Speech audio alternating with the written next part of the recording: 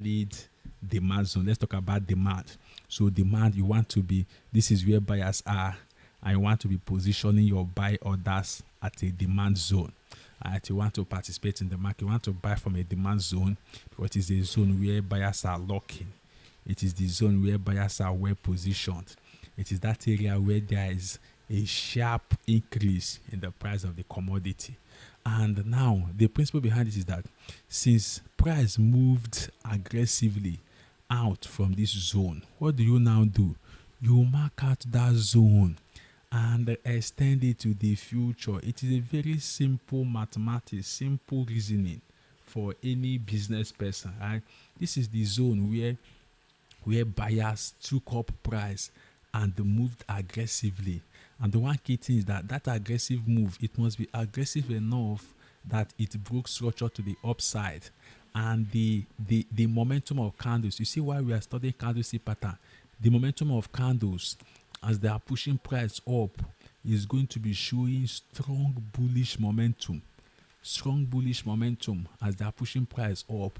That means that these are the area where the institutions took a very big order. Let me write what I mean by institutions. So this is what I mean, institutions. Right now, the reason why we call them institutions is because of the fact that these institutions of financial institution of big banks, when they come into the market, they come into the market with colossal amount of orders. Their orders are huge because they get money. That's why I told you that you cannot struggle and fight with these people. These people are bigger than us because they are institutions. They have access to capital and they trade large volumes. Unlike you, who is just a retail trader that is trading $100 account, $500 account. They even say that in this forex market, even if you are trading $100 million, you are still a retail trader. Talk more of you that is trading $10, $100, $50. You see, now these institutions now, how do we know the places where they participated in the market? Anytime we see a sharp move from a particular zone, very sharp and aggressive move from a particular zone, and that move was strong enough that it broke structure like this to the upside. It broke structure to the upside.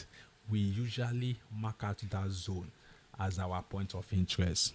We mark out that zone as our AOV, as our area of value. Area of value, because price will likely come back there, and when price comes back here again, if price finally comes back again to this demand zone, this demand zone this place is also miss the criteria to be called an order block. But let me leave out that block for now. If price comes back to this demand zone, there is great possibility that price will still move up aggressively. So that is why we position our traps here. We position ourselves here for a buying opportunity. So this is the concept of demand zone. The opposite of demand is supply. So let me also show you something here where you see the factors to consider to mark out a valid zone, a valid supply or demand zone. You see, number one, candle size.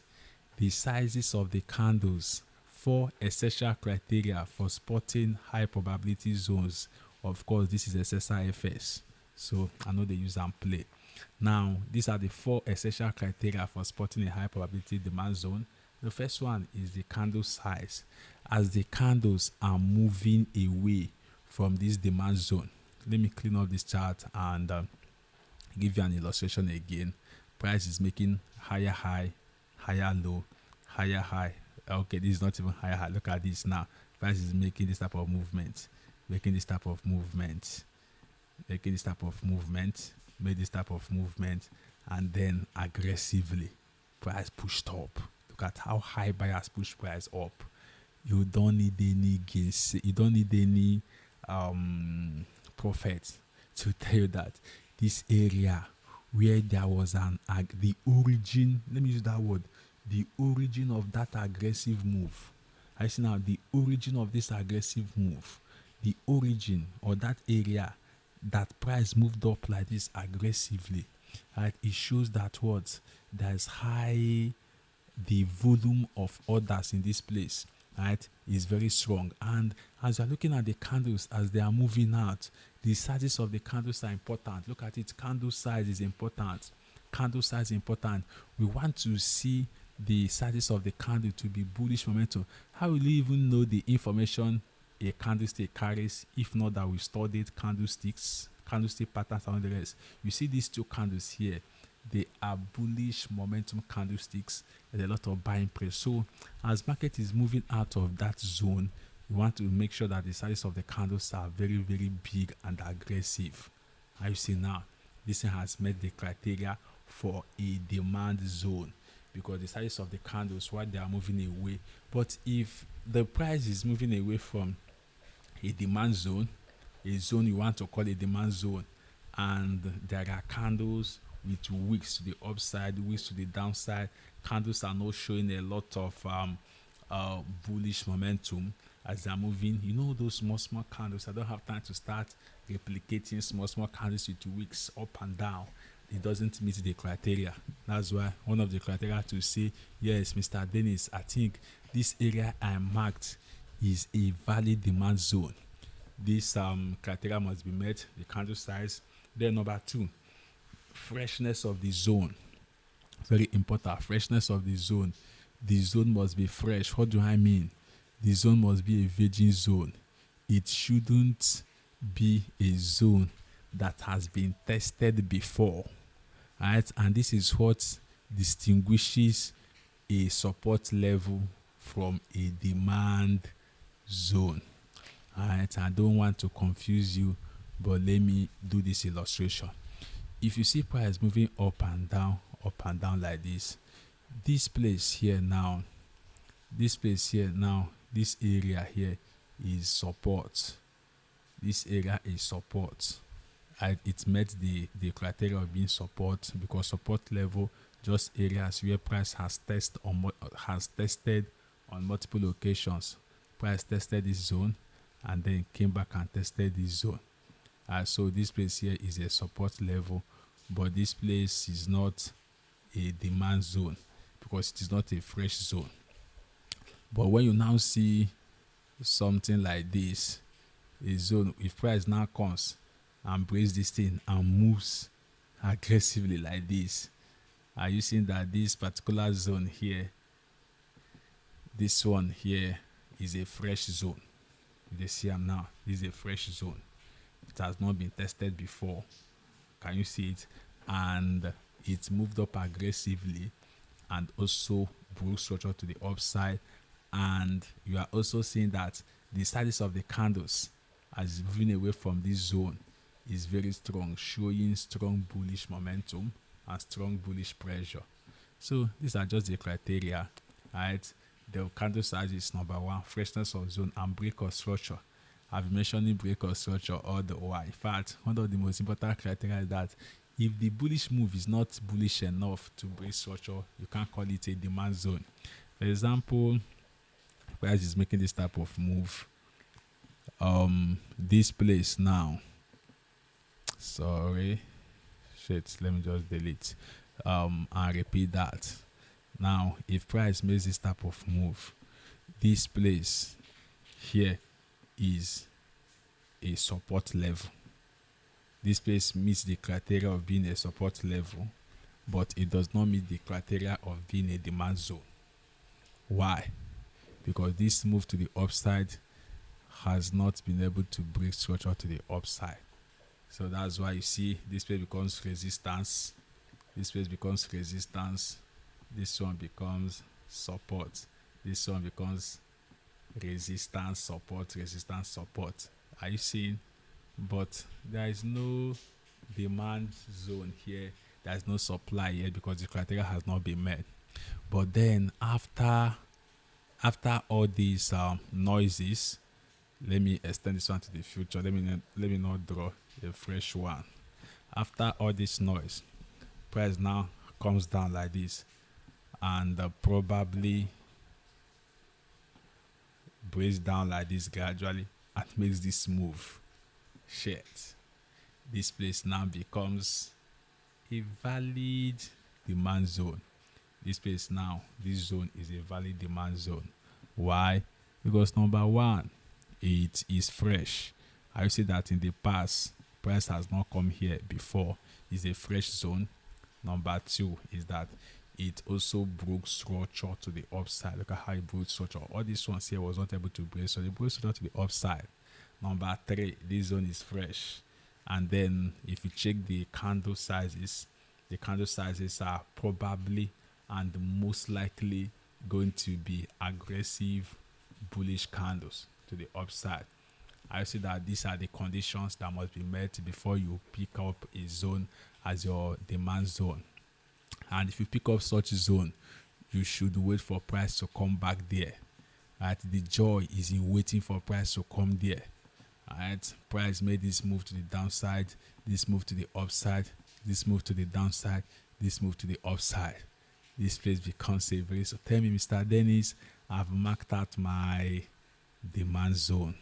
So what else? You have to wait for price to come here. You can even decide to set your buy limit on this zone, or you can keep on observing and wait for price to come to this your zone, probably break structure for you to buy if you want, and then cash out.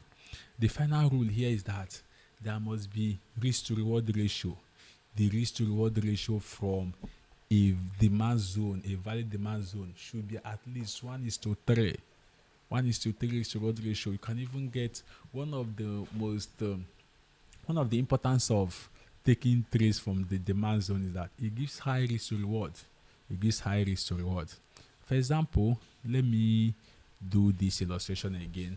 I will not be tired of illustrating. I have the tools. So once I do this, price makes higher high, higher low, and then this higher high, for example. Where is the demand zone? The demand zone is here.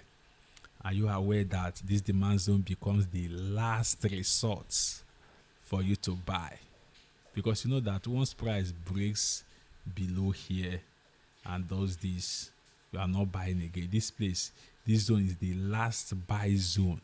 The last buy zone is that demand zone, and that's the last place. So you have to be the most patient trader to be trading demand and supply. You have to always be patient depending on the time frame where you are trading it from. A demand zone from 4 hours time frame no be small low. You have to wait. It takes a long period of time for price to come back to your zone. A demand zone from daily time frame takes even much longer time. Alright, so and that is how it works.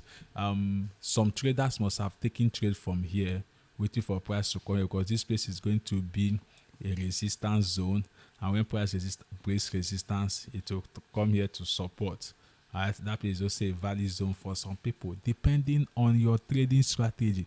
That's why in forex we say, man, know thyself. Let me write it on the board. Man or woman, you're a woman.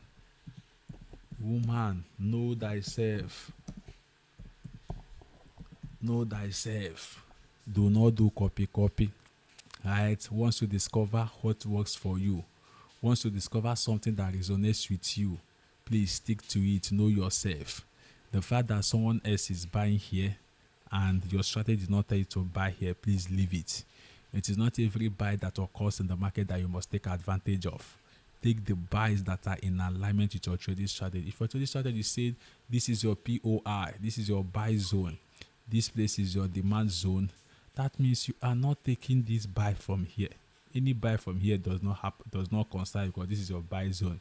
Another person whose strategy must have given a buy from here, probably the person is trading moving average, and the moving average has given the person a sweet buy from here, because the moving average is acting as a dynamic support. Price broke out of the moving average, confirming the buy trend, and pulls back into the moving average, and he got a buy from here. But this is your own point of interest. So this nigga must have taken his own profit 1:2 or 1:3, depending on what the market gave him. But you, nothing concern you. You are waiting for price to come back. Look at when price finally came back to your zone after 3 days. After 3 days. This is a fucking 3 days interval. That's why you see somebody say, guy, this loss pain me. Oh. I say, guy, what happened? Sleeper is waiting happen. He say, guy, told me, Dennis, the type of loss I had today. Say, like, I've been having losses in the forex market, but this particular loss pay me pass. I say, what happened? He said, did you know that he has been waiting for this trading opportunity for the past 6 days? Like, he marked out his point of interest and he's waiting for price to come to that point of interest. He's waiting for it. Took him 8 days of waiting for price to come. Bro. And when price eventually came, gave him entry, right? Perfect entry. There was even a break of structure on that zone, confirming that buyers have taken over, that he bought when price pulled back into something, and price just went small and came back and wiped him out, hit his stop loss. Do you have to question the market? No. The market is just like a god.